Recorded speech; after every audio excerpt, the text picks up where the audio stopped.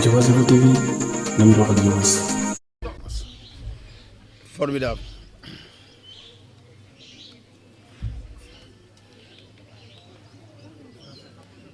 Ça fonce.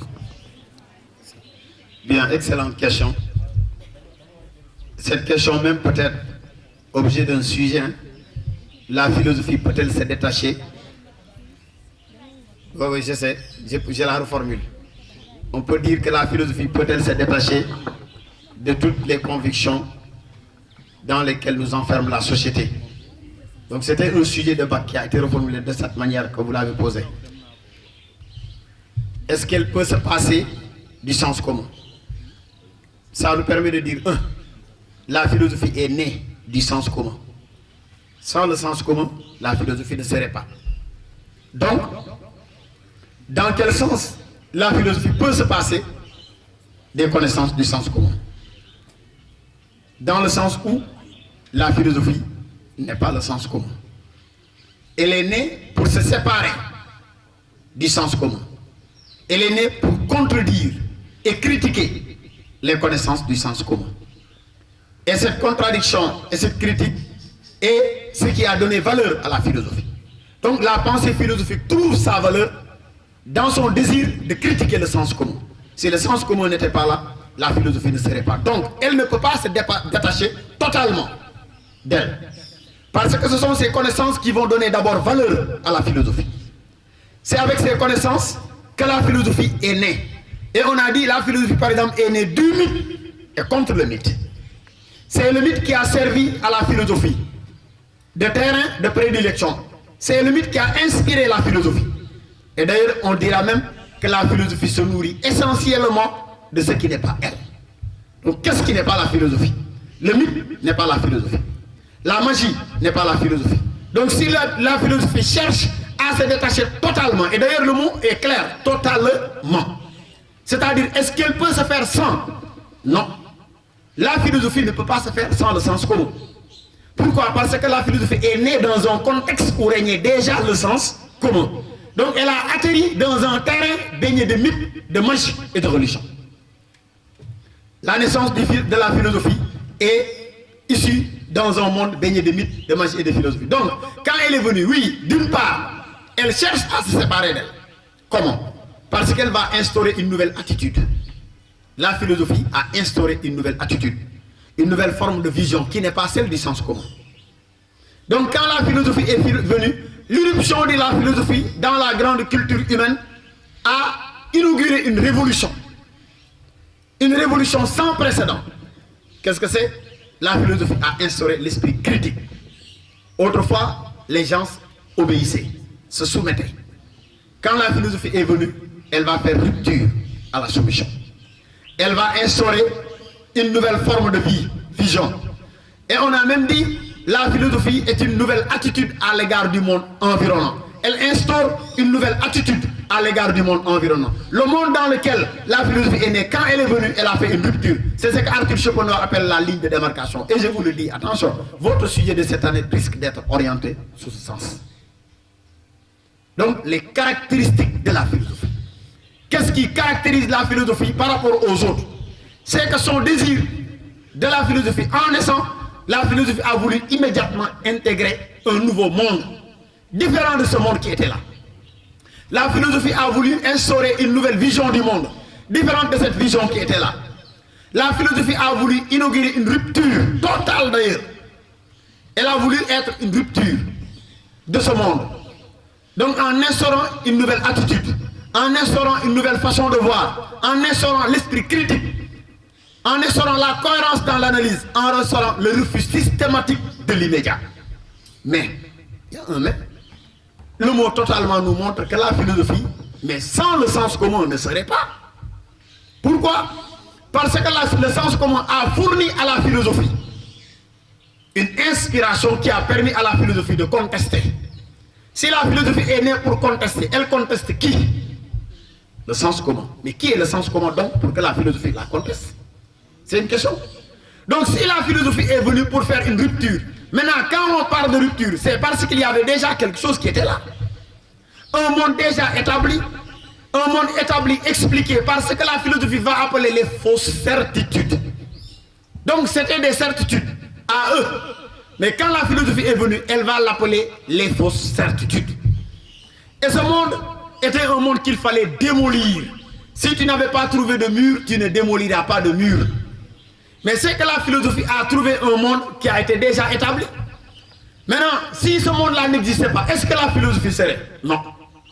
Donc elle ne peut pas faire totalement rupture. Pourquoi? Parce que le mythe a servi à la philosophie un terrain d'investigation. Le mythe a voulu, la philosophie a voulu comprendre qu'est-ce que le mythe. Voilà pourquoi en philosophie on vous enseigne ce que c'est le mythe. Et on a donné tout le temps les définitions tout à l'heure. Si nous parlons de la magie, donc la philosophie aussi ne peut pas faire rupture avec la magie. Pourquoi? Parce que la magie a servi à la philosophie d'inspiration.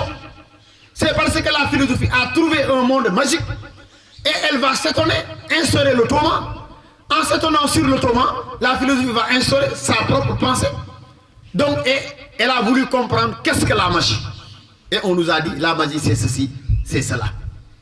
Si la philosophie devrait faire rupture avec la religion, mais est-ce qu'elle aura besoin de parler de la religion? Non. C'est parce que la religion a encore servi à la philosophie. Et c'est pourquoi la philosophie a voulu comprendre qu'est-ce que la religion. Et dans la définition, vous avez vu, il y a une définition étymologique de la religion qui nous démontre que le mot religion vient du latin religare ou religio. Donc, qui est tout simplement le désir. Le verbe latin religare signifie relier. Religio, c'est-à-dire lien. Le lien entre l'homme et une divinité. Et on a voulu comprendre, grâce à la philosophie, donc, nous avons compris qu'est-ce que la religion, mais c'est parce qu'on a trouvé un monde qui était établi sous le coupole de la religion, et on a voulu comprendre qu'est-ce que la religion. Donc, d'une part, la philosophie peut effectuer une rupture avec le monde qui était là avant lui. Pourquoi? Parce que la philosophie a une attitude différente de celle qui était là. La façon dont les philosophes agissent n'est pas la façon dont les autres agissent. Je vous l'ai dit tout à l'heure, c'est ce que Arthur Schopenhauer appelle la ligne de démarcation. Il y a une ligne de séparation qui permet de séparer la philosophie de tout ce qui n'est pas elle. Donc, et cette ligne va au-delà des exigences de l'esprit philosophique. Il faut se demander, l'esprit philosophique est basé sur quoi? La rationalité, la contestation. En philosophie, rien n'est vrai. Tant que la raison ne juge pas. Martien Toa disait, en philosophie, aucune vérité n'est vraie sans qu'elle ne soit amenée au tribunal, donc, ou donc au crible fin. Voilà le mot qu'il a utilisé. Tant qu'en philosophie, aucune vérité n'est vraie tant qu'elle ne passe pas au crible fin de la raison. Il faut l'amener à la raison d'abord. Et Descartes nous parlait du tribunal du logos, un jugement donc de la raison. Donc voilà une attitude qui fait que la philosophie peut effectuer une rupture avec. Mais la philosophie n'est pas née par hasard. Elle est née dans un monde dominé par déjà des formes de connaissances antérieures. Donc ce qui fait que le mot totalement peut ne pas être admis. Donc on ne peut plus dire totalement. Si la philosophie se sépare de ce qui n'est pas la philosophie, elle s'est séparée parcellairement. C'est-à-dire d'une façon particulière. Mais sur le plan, la philosophie a fait irruption dans un monde qui était déjà dominé. Le monde régnait sous le joug des fausses certitudes. Le monde régnait sous le joug du sens commun. Il y avait la soumission qui était là, l'adhésion en une vérité établie par les connaissances antérieures. Donc je vous l'ai dit tout à l'heure, ces connaissances, Gaston Bachelard les appelait les connaissances de l'opinion. Aristote parlait des forces inférieures de la pensée, mais quel que soit Alpha, ces connaissances ont eu le mérite d'inaugurer la pensée humaine. Alors la philosophie, elle est née dans un contexte baigné de mythes, de magie et de religion. Donc elle est à la fois née donc, du mythe, de la magie et de la religion. Sans le mythe, sans la magie, sans la religion, la philosophie ne serait pas. Parce qu'avant de critiquer, et la philosophie, avant de critiquer, a voulu comprendre. Vous savez que le travail du philosophe est un travail extraordinaire. Le philosophe, il ne critique pas quelqu'un comme ça. Avant de te critiquer, il faut qu'il te connaisse. Parce qu'en philosophie, on ne donne jamais une opinion sans savoir. Voilà pourquoi tout le temps, avant de donner sa vision par rapport au mythe, la philosophie nous enseigne qu'est-ce que c'est que le mythe d'abord. On apprend ce que c'est que le mythe. C'est pourquoi on l'a défini et on a donné ses caractéristiques. Le mythe est un récit imaginaire fictif qui nous explique comment les choses sont venues à la vie en faisant appel aux personnages surnaturels. Maintenant, le mythe caractérisé par le symbolisme, un symbolisme pratique. Et ça, c'est une étude philosophique qui nous a permis donc de comprendre cela.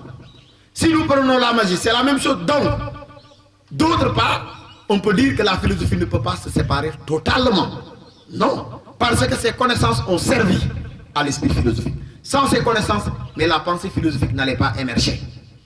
Donc il a fallu avoir un monde sur lequel se baser pour faire émerger une pensée. Donc le monde qui était déjà préétabli a servi à la pensée philosophique de rampe de lancement. C'est grâce à ce monde que la philosophie, c'est pourquoi je conclue pour dire la philosophie, elle est née du mythe contre le mythe, de la magie contre la magie, de la religion contre la religion. Donc c'est ça. Elle est née d'elle avant d'être contre elle. Donc elle est née du mythe avant d'être contre le mythe. Elle est née de la magie avant d'être contre la magie. Donc c'est ce qui fait que la philosophie ne peut pas se séparer totalement de ces formes donc, de pensée. Bien, donc c'est une bonne question. Merci. Diobass Info TV, Namdi wax ak Diobass.